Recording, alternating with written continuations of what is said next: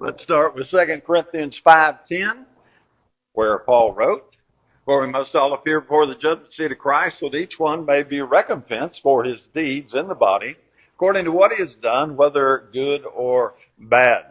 So what I want you to do, if you can, is see it again for the first time, because we've heard 2 Corinthians 5:10 so many times that most of you can quote it, maybe not exactly word for word, or maybe not in the New American Standard Version. You may be King James or New King James, but you know it really well. And the challenge here is that when we know something so well, it just gets to losing its impact a little bit. It's almost a little bit like the teacher in Charlie Brown cartoon. You just almost hear a wah, wah, wah instead of what is really said there.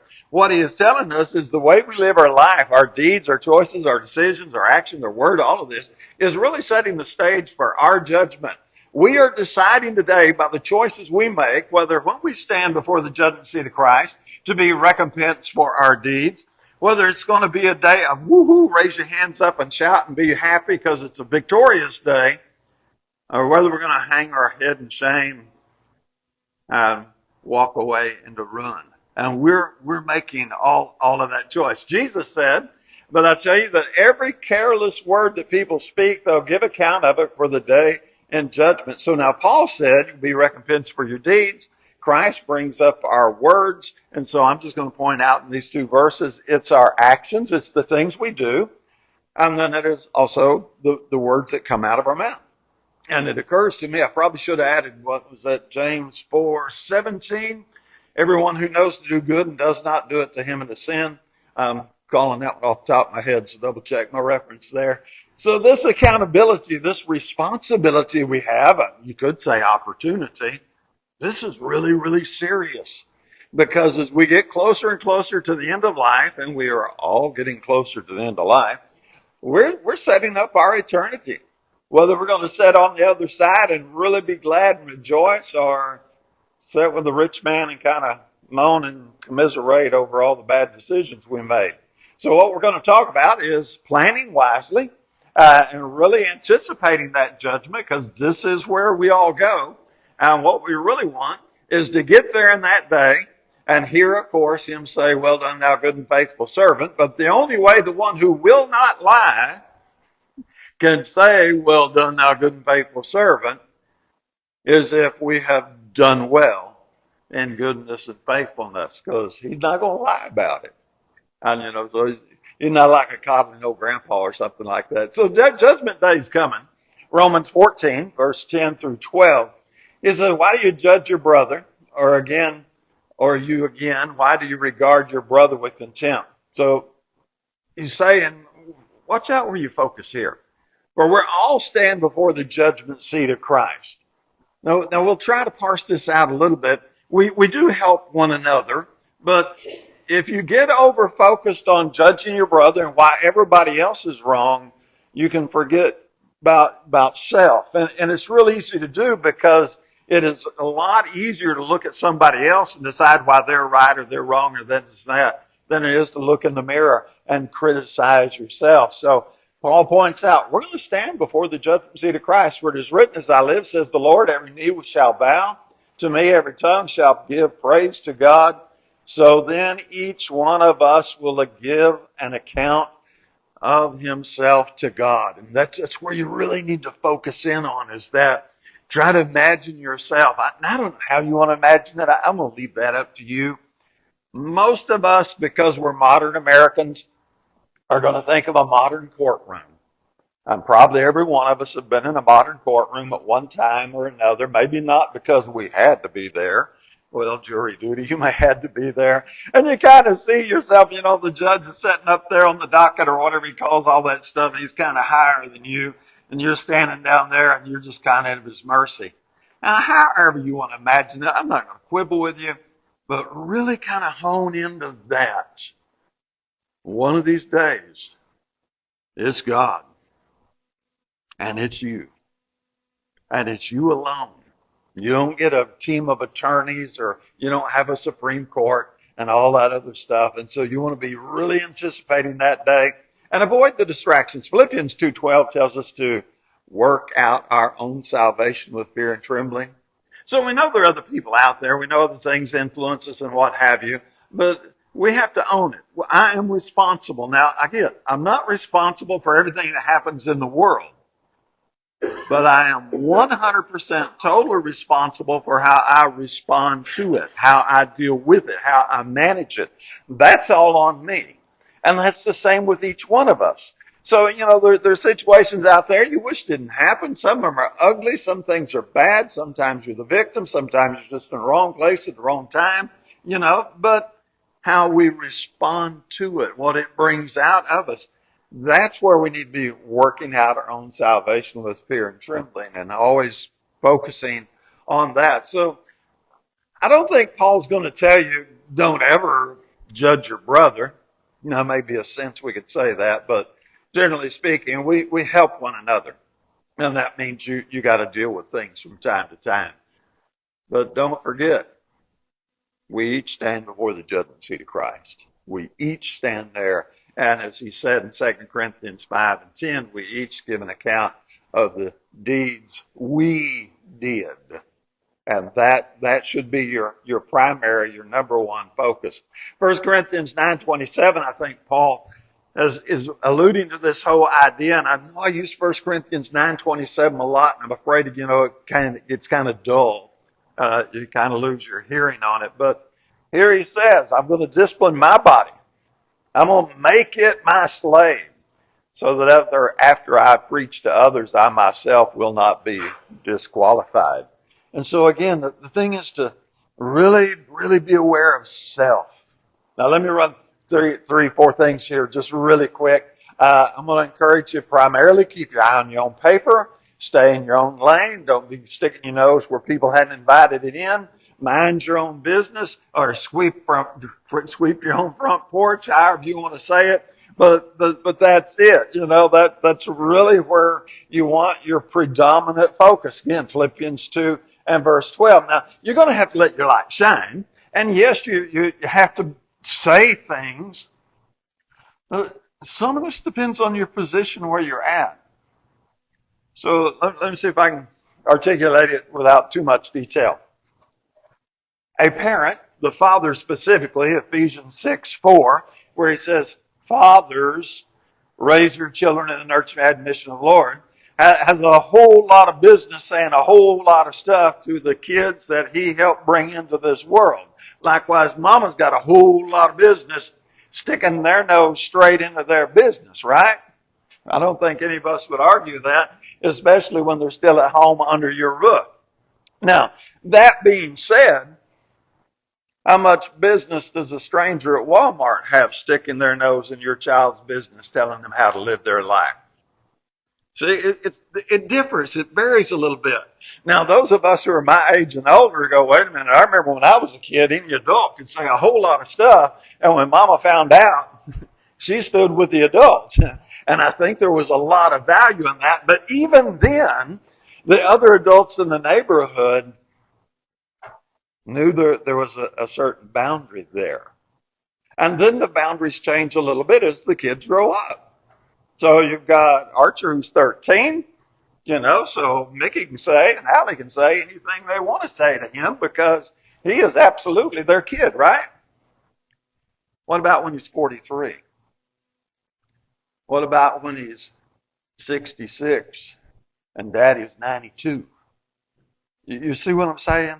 So while we always want to help other people, and you want to be a good example, and there's things to say, the example's the more important part, in my opinion. There's an old saying, goes way back, I don't even know where it started, but it's your children more attention pay to what you do than what you say. Now, I want to be careful because the saying needs to be there. So, you got to say things, but you got to have the lifestyle that backs it up. Because we all know how it works. When you have a horrible track record and then you try to give somebody good advice, they just look at you, wag their finger in your face, go, don't you be talking to me. I know all about you. So, self first. Philippians 2:12. Work out your own salvation. Be sure that you're not disqualified. Sure, you're giving good information to other people. You're out there telling them God's truth. That's good. and then you end up in hell. That wasn't a good deal right there, right? So we got some rules that are going to be used in judgment, and we've been told the rules ahead of time, which is totally awesome. Jesus said, John 12:48, he who rejects me and does not receive my saying has one who judges him. The word I spoke is what will judge him in the last day. So now, I think this is awesome. Because number one, that means your opinion doesn't count. God isn't going to get me in front of the judgment seat of Christ. I'm standing there, however you want to imagine that. And they go, hey, Jeff, what'd you think about your preacher? I can't make up my mind. I need you to cast the deciding vote. Now, I really like Jeff. Don't mean him any disrespect, but he don't get the deciding vote. Now, if somebody did, I'd rather it be one of my grandkids because they still kind of like me. But you see, that doesn't work that way. You don't get any of that. It's going to be His word. This is going to be it. And He's going to measure us by His word. And He's going to either say, well done, thou good and faithful servant, or He's going to go, depart. I know you're not. So here He's got the Bible, and we've got the rules, and we've got everything there. And this is, as I say, way more than history. I know it's easy to read it, even today's reading. I was doing it this morning. It's easy to look at it as history, but it's not just history. It's about teaching us how to do the will of God. And as you read about the duplicity in their heart, and this morning's reading, you hadn't read it, this is where it really isn't a spoiler, but they were bringing him the half-hearted stuff, the lame stuff, the stolen stuff.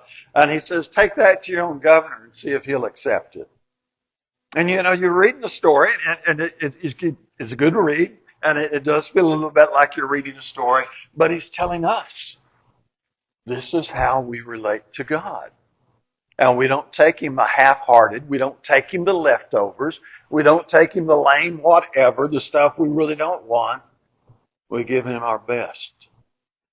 And so everything you read, it's not just history. Yes, there's history there, but that is your winning game plan. So Psalms 119, 105, it's a little hard to make the connection sometimes, but it says, your word is a lamp to my feet and a light to my path. Okay, today's reading was a lamp to our feet, a light to our path. Now, you got to think a little bit to pull it out of history and make application. It's the old thing, those who don't know history are doomed to repeat it. And so we take that history and then we look at the principle behind it. We look at what was going on. What did Israel do wrong there? What were they messing up? That's not too hard to do, is it? Can I put it in a New Testament term? They were lukewarm. They were half-hearted. They didn't care. They were just going through the motions. They were just doing it to do it and thought, well, God ought to be happy I even showed up. Now, that didn't work for them. And we got to make the self-application for us. So we have the rules given to us. Jesus said in Matthew 7:21, who doesn't know this one by memory yet? Not everyone who says to me, Lord, Lord, will enter the kingdom of heaven, but who does the will of my Father in heaven. Now, I highlighted the he who does the will of my Father in heaven, because this is where I think we need to predominantly focus, is on reading to do the Father's will, reading to obey, reading to subject, reading to draw near, reading to imitate Him, to be holy as He's holy, just all of that stuff.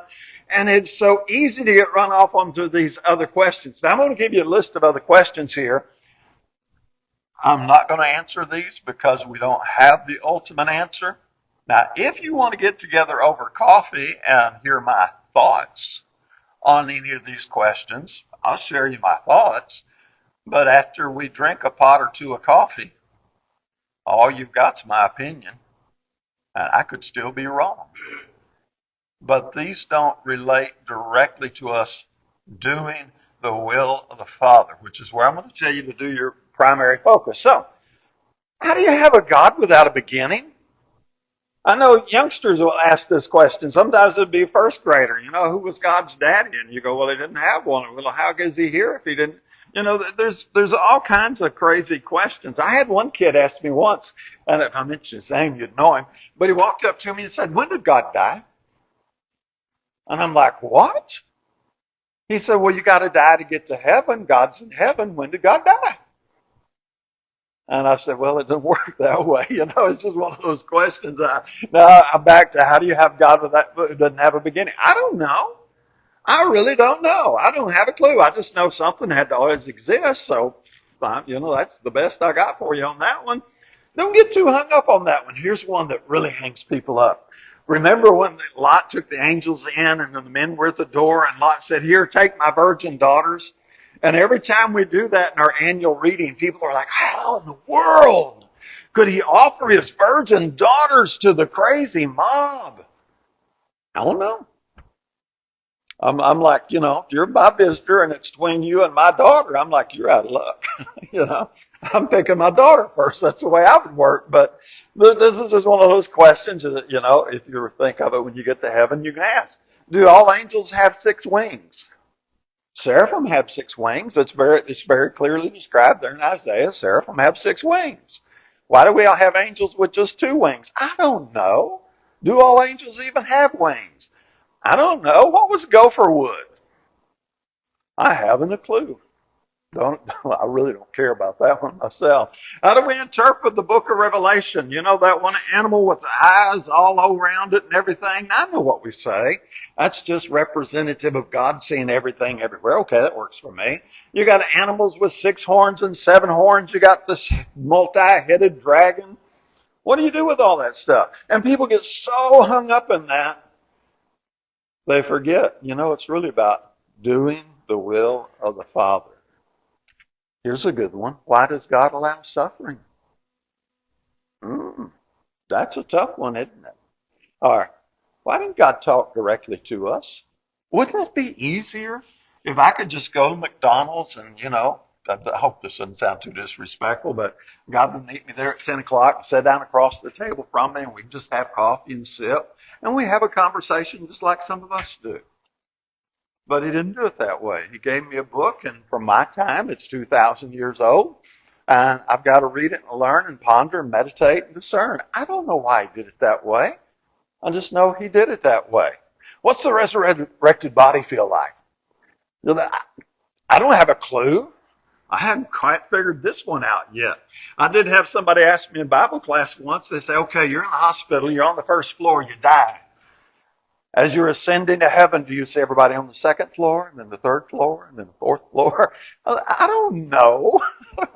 So I'm not saying these questions are wrong. I'm just saying don't get distracted by them. So if you want to sit down and have coffee and talk about any of these questions or any question I don't have up here, I'll shoot the breeze with you, and I'll give you my opinion. Just understand at the end of the day, that's all you got. And opinions are like elbows. Everybody's got more than one, and most of them aren't very good looking. So get back to Christ's teaching. This is where you want to come back to. Anyone who goes too far does not abide in the teaching of Christ, does not have God. He who abides in the teaching has both the Father and the Son. So what you're going to get is off to a good start. We're going to say faith, repentance, confession, baptism. There's your good start. And then you're going to learn to walk the straight and narrow way. And you're going to be looking at, what does God want me to do? What is the will of, because who gets into heaven? He didn't say, not everyone who says to me, Lord, Lord, they will enter the kingdom of heaven, but who figures out the mysteries of the book of Revelation. That's not what it said, is it? Everyone who says to me, Lord, Lord, enter the kingdom of heaven, not everyone, but he who figures out how eternal deity can exist without being. That's not what it says. It says the one that gets into heaven is he who does the will of the Father. Seems pretty simple to me. Does God want me to be baptized? Absolutely yes. Okay, that's all I need to know. I'll be baptized in remission of my sins, just like the Bible says, and I'll let somebody else argue everything else if they want to argue. But I'm going to do the will of the Father that I understand in the book, and that's verbatim book, chapter, and verse right there. So you get back to 2 Timothy 2:15. You study to show yourself approved to God. At workmen need not be ashamed, rightly dividing the word of truth. That's what we do. That is doing the will of the Father when you start learning His rule book. Because that's what He gave us. He gave us a rule book. So we're going to take total responsibility here. We're going to own this with all we've got. We're going to learn it because it is all on us. There are a lot of people that gave into the clergy laity system where it says, well, the preacher's supposed to figure all that out. And they're going to stand in front of the judgment seat of Christ dumb as a box of rocks, not having done the will of God, thinking they can blame it on their preacher. The only thing they're going to do is join their preacher and run, because that's where he is if that's the kind of nonsense he's been teaching. So we're going to get in there, we're going to own it, we're going to totally own it, and then we're going to do what we do. We're going to act. It's going to be sowing the seed. So don't be deceived. God's not mocked. For whatever a man sows, this he will also reap. For the one who sows to the flesh will from the flesh reap corruption. One who sows to the Spirit will from the Spirit reap eternal life. And the sowing is just where you put in your time. That's really it. Your actions. It's your use of time. That's the seed we're planting. That's it. It doesn't have to be particularly horribly immoral. He said, seek first the kingdom of God and his righteousness, right? Am I prioritizing God in my life? Am I really sowing the seed? Am I being a good steward? Am I being a good servant? That walking in the footsteps of Jesus, that kind of thing. And just because we have a good intention, so what? I've had a good intention to lose weight for how many years have y'all known me? Since 1995. I've always been a big boy. I've had a good intention for almost 30 years to lose weight. Okay, be honest with me. How's it worked? You ain't going to hurt my feelings. I can look in the mirror too and see it myself, right? Good intentions are fine, but it doesn't get anything done. God's not looking for a good intention. God is looking for somebody who will take a good action. And it can be a small action. The small ones count. Matthew 10:42. Whoever in the name of a disciple gives one of these little ones even a cup of cold water to drink, truly I say he shall not lose his reward. Then Luke 16:10, which I use all the time lately. He who's faithful in a very little thing is faithful also in much. He who's unrighteous in a very little thing is also unrighteous in much. So what God is really looking for is not great, big, fabulous, earth-changing actions and programs and what have you. He's looking for love, loyalty. I hope this doesn't sound too trivial, but just manners nowadays. Just to acknowledge that somebody is there and treat them with respect. In the South, we have our different way of doing it than other cultures. I get that. But, we're yes, sir, yes, ma'am, thank you, please, you're welcome. Those things, emphasizing just that little respect. And when those are done in a way that honors God, not just because mama's going to slap you if I don't say yes, ma'am, or thank you, but as we start to see Jesus died for this other person. He loved them that much. They're due. Just the common consideration of manners, which is crazy lacking in our society now. Small things. Doesn't have to be great, big, fabulous, earth-shaking. In fact, those don't happen very often. Make every day count, Ephesians 5:15. Therefore be careful how you walk, not as unwise, but wise men, making the most of your time, because the days are evil. And so you're going to get 70, 80 years to use Psalm 90:10. Nowadays, where a lot of us are getting more than that 80, and that's really good. Make the most of them. Do something with them. A long life is no big deal. A short life can be quite powerful. How old do we think Christ was when he died? We think it was about 33 and a half. That's a pretty short life, isn't it? When Stephen was stoned, they think Stephen was really on the young side of life. And we still talk about his life. And so it's not the time on the calendar that really counts. It's what you did with the time on the calendar. And so you just need to be mindful of that and really focus in on it. Colossians 3:1-2. If you've been raised up with Christ, keep seeking the things above, where Christ is seated at the right hand of God. Set your mind on things above, not on things that are on the earth. That's the owning it. Now, I get we're going to do things on earth, but they're not the priority. They're not the reason of life. They're not the cause of life. And as much as we can, We're going to weave those into our working into the kingdom, our spiritual development, our spiritual growth. And we're going to focus. I would have to go back to speech here. James 3:2 said we'll stumble in many ways. If anyone doesn't stumble in what he says, he's a perfect man, able to bridle his own body. Our mouth, that's going to be the toughest challenge. And so everything's coming our mouth. Again, as we said at the opening, we're setting the stage for our judgment day to be victorious, awesome, wonderful, or really disappointing. And predominantly it's right here at the mouth. Why? Because the mouth speaks from the heart. And so Solomon would tell us that death and life are in the power of the tongue, and those who love it will eat its fruits. I'm going to tell you this verse, I'm going to do kind of a little twist on it. It's our own death and life that are at stake. Now, I know I can make somebody else miserable with my words. I get that. I can destroy somebody with my words if I wanted to, if I was evil enough. But I would rather flip it around and go, okay, self, this is my own death and life that's coming out of my own mouth. That's a whole nother perspective right there, isn't it? That makes you want to go, well, I don't know if I want to talk or not. So we're going to focus on that because in Matthew 12:36 we had that we give an account for every careless word we speak. The next verse he says, for by your words you will be justified, and by your words you will be condemned.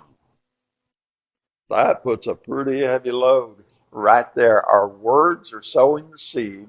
We are growing life or we're growing death. We're setting victory up for the day of judgment, or we're setting ourselves up for total disappointment. And when we get there, we don't get to blame anybody. That has to be said, because in our society, it's always somebody else's fault. Somebody else did this, somebody else did that. I'm really not at fault because somebody else goofed up.